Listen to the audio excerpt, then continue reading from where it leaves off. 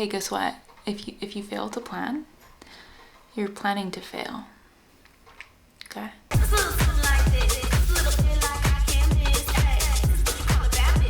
Here we are. In the spirit of the new year, I've decided to do some personal annual planning. I know that's very type A of me, but I found that this has been really helpful in giving me a structure to my goals and helping me to achieve them. Listen, I think it's really important to have goals in life because the goals that you choose to pursue and take action on will literally shape your life. I've always been a big goal setter. I've always tried to do a lot of things, but always had a hard time keeping track of all the things that I wanted to do. A lot of times it felt like I wasn't going anywhere. Like my wheels were spinning, but I wasn't moving, you know? It can become overwhelming when you want to do all the things and you don't have infinite time in your day to do all the things. How can we make more time for the things that we want to do? Over the past year, I have figured out a system that works really well for me, keeping organized, staying on track of all my goals. And I wanted to share that with you, dear viewer. I personally love seeing how other people do things and how they organize their life. I got the core of this system from a video that I watched from Puno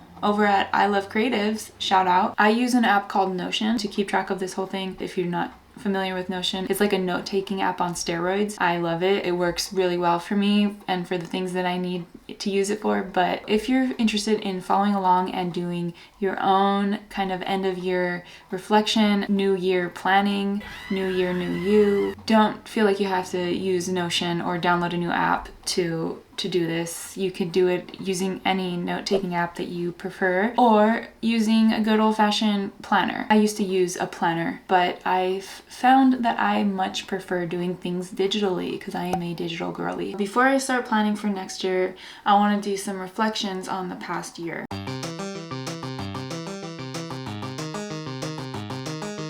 I created a little template that I'm going to make available at the end of the video. This is the template. This is what it looks like. It doesn't look like much, right? But that's because we have everything hidden under these toggles. Okay, we'll get to that later. But we're going to focus on the 2023 review first. I have a few things that I'm going to do. I'm going to go through and list out all the big things that happened to me this year. If you're anything like me and you have the memory of a finch, then it's going to be hard for you to remember what you did yesterday, let alone 9 months ago. So I like to look through my Photos app in my phone, just skim through at a high level to get an idea of some of the things that you did this year that you may have forgotten. If you have a good memory, you don't need to do that. You can skip that step. Yeah, I might scroll through here and remember oh, I dyed my hair this year. That's kind of big for me. You know what else I did? I got my nose pierced this year. Kind of a big deal. And then I would just keep going. So we'll just keep it at that. Next question. How have you changed this year? This is a big one. What I like to do personally, because again, memory of a finch, I keep a diary. No. Let me reword that. I keep a journal. Okay, it's more sophisticated than a diary. Over the past year, I've gone through 3 journals. How have you changed this year? That would be hard for me to answer if I didn't have these journals to read through. I'm not gonna read through them. I'm just gonna skim through them, right? I'm just gonna see, okay, January 10th, 2023. Let's just kind of look at what I was doing that day. And now I can get a very quick idea of oh, I was depressed. I was depressed. Going through my old photos kind of reminds me of the events that happened and the things that I did.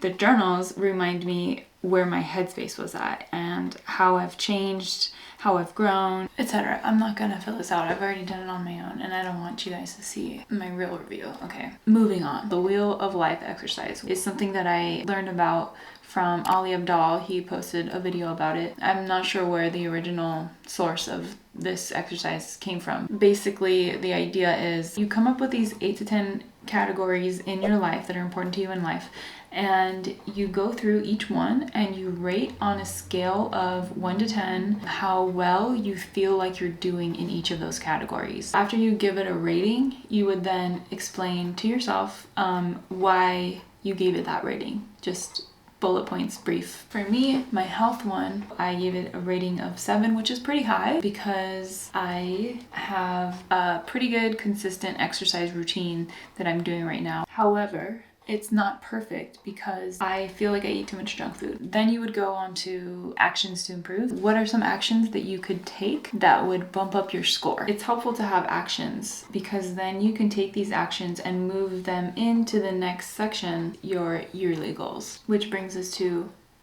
the annual plan. So like I mentioned, I've already done this exercise on my own. I had a huge list of annual goals for myself. I don't really want to share all of my personal goals and reflections with the world, so I'm just going to give a few examples here to demonstrate. So one of my goals might be to learn Spanish. Okay, it's just something that I've been wanting to do for a while and I keep putting it off. Start selling journals, etc., etc. That's actually a goal that I forgot to add to my annual planning, so I'm gonna add that. But once you kind of get the top of mind goals, the things that you've been wanting to do for a while, then you can also go over here and say, well, what are some of the actions that I wanted to include? So for these, they're not really goals that I could check off a box, right? I can't check off a box to say, okay, I successfully cut out sugar. It's not really an easy goal. So these are just like things to keep in mind, but I'm not going to add them to my yearly goals. I'm going to like put them in a separate section. For example, if I gave my family 4, because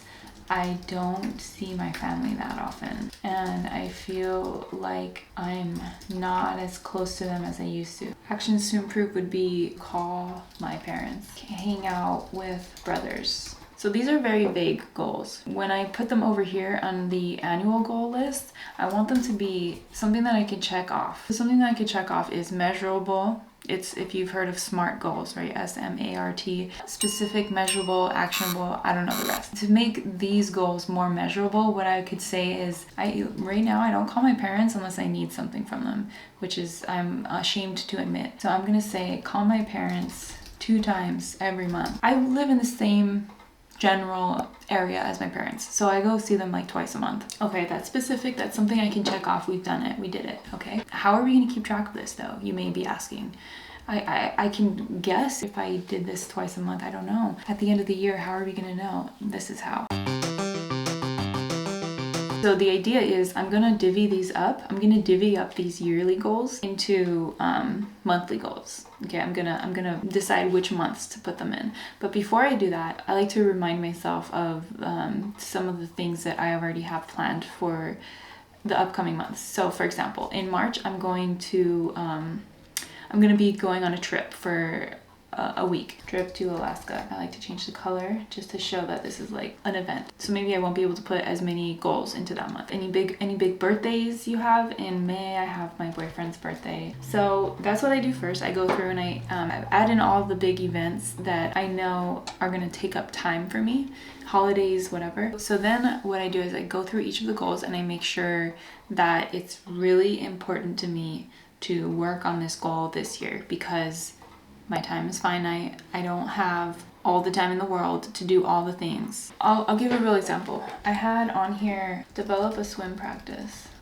That's a funny way to say start swimming. It was my goal for last year too, and I didn't do it. I already have a pretty good consistent exercise routine that I'm doing right now. I have certain days that I do certain things, and that's really working for me and I'm really enjoying it. I don't know that this is going to be a really important goal for me this year. I'm just not going to devote the energy to that goal this year, so I'll just delete it. If you don't want to delete this goal totally from your life, just write it down in another list and revisit that list later. Let's move that swimming goal over here.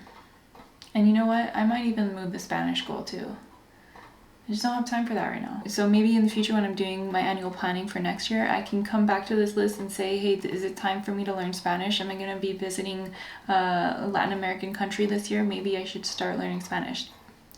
Maybe, but not this year. So then once you've decided, you've culled your list a little and you've decided, all right, these are the goals that I really want to do this year. Break them down a little bit into easier, smaller tasks. So for example, start selling journals. I can't just put this goal on a particular day and accomplish it in one day, right? It's going to take several steps to get to this goal. So In order to start selling journals, I would want to do at least these 4 steps. They're small enough tasks that I could assign each one to a specific day and I can check it off. Like, yes, I did this today. Getting it down on paper, listing out the steps that I need to take, and then actually assigning the steps to specific months and weeks and days, which you'll see is coming up next, gives me a structure to follow that really is helpful for me and my brain. Let's say I have this recurring goal, call my parents twice every month. What I would do is go through and I would put it under every monthly goal list and I would duplicate that,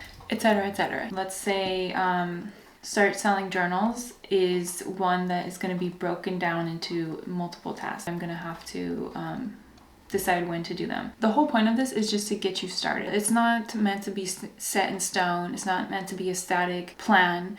As the months go on and things change in your life, obviously you're gonna have to change these things around. I, for myself, feel that this is a very good starting point. It's a really good way to get the ball rolling on some goals that you might have floating around in your head and you don't really know how to get started on. Let me just give you a rundown of how it would look on a day-to-day basis. I use this system literally every day. I come to my computer and I look at this annual plan, but I'm drilling down to the month. So let's say it's the beginning of January. What I do at the beginning of each month is I'll go and I'll decide which weeks I'm going to work on each of these goals.